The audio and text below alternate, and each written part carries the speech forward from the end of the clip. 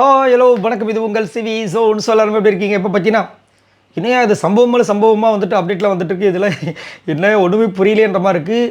So திவ்யாவுக்கும் விக்ரமுக்கும் ஒரு பெரிய சண்டை நடந்ததாக வந்து ஒரு அப்டேட் வந்து அது என்னென்னு பார்க்கலாம். அதுக்கு முன்னாடி பார்க்குற எல்லாருமே நம்மளோட சேனலை சப்ஸ்கிரைப் பண்ணிட்டு பாருங்கள், லைக் பண்ணுங்கள், கமெண்ட் பண்ணுங்கள், ஷேர் பண்ணுங்கள். இப்போ வாங்க அந்த வீடியோக்குள்ளே போகலாம்.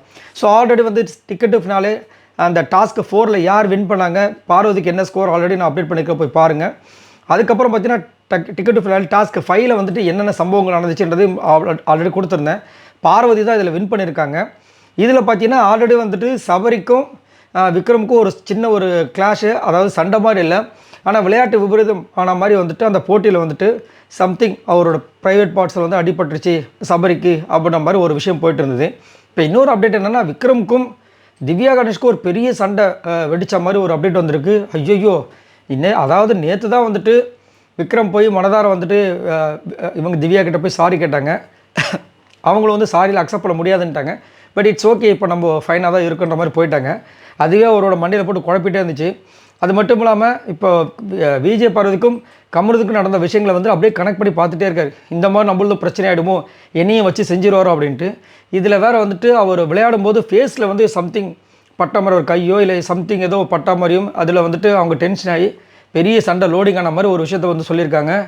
இது எங்கே போய் முடிய போகுதுன்னு தெரியல. சும்மாவே வந்துட்டு திவ்யா வந்துட்டு அதாவது தலை டாஸ்க்கு இந்த சபரிக்கும் விஜய் பார்வதிக்கும் நடந்த தலை டாஸ்க்லேயே வந்துட்டு பார்வதி கண்ணில் அடிபட்டிருக்கும். அப்படியும் பயங்கரமான ஃபைட் பண்ணியிருப்பாங்க. அப்போயே வந்துட்டு திவ்யாவை கேட்டிருப்பாங்க, நீங்கள் ஏன் போகல அப்படி கேட்டதுக்கு, யாருங்க மூஞ்சில் கிஞ்சில் அடிபட்டுச்சுன்னா யார் வந்து இப்போ இது பண்ண பதில் சொல்லுவா, எனக்கு இதுதாங்க பொழப்பே அப்படின்ற மாதிரி சொல்லி அந்த டாஸ்கில் பெருசாக வந்து நாட்டமே காமிச்சிருக்க மாட்டாங்க. பட் விஜய் பார்வதி நின்று அடிச்சிருப்பாங்க. அது ஒரு சம்பவமாக இருக்கும். நிறைய பெண்களுக்கு அது ஒரு பயங்கரமான ஒரு இன்ஸ்பைரேஷன் இருந்துச்சு. நிறைய பேர் வந்து கமெண்ட்ஸ்லாம் போட்டிருந்தாங்க. செம்ம மாசான ஒரு சம்பவம், அது மாற்றுக்கிறதே கிடையாது. அதை பார்த்து தான் அவங்க அம்மா வந்து பாடியிருப்பாங்க, துணிவே சக்தி அப்படின்ட்டு. சரிங்களா? ஸோ இந்த மாதிரி இருக்கிற சூழ்நிலையில் திவ்யா கணேஷ்க்கு இந்த மாதிரி ஒரு அடிபட்டு அது ஒரு பெரிய சண்டை வந்திருக்குன்னு சொல்கிறத கேட்கும்போது நம்மளுக்கு பக்குன்னு இருக்குது. இது எங்கே போய் முடிய போகுதுன்னு தெரியல. ரைட், ஆனால் கேஸ் மேலே கேஸ் வாங்கிட்டே இருக்கார் விக்ரம்.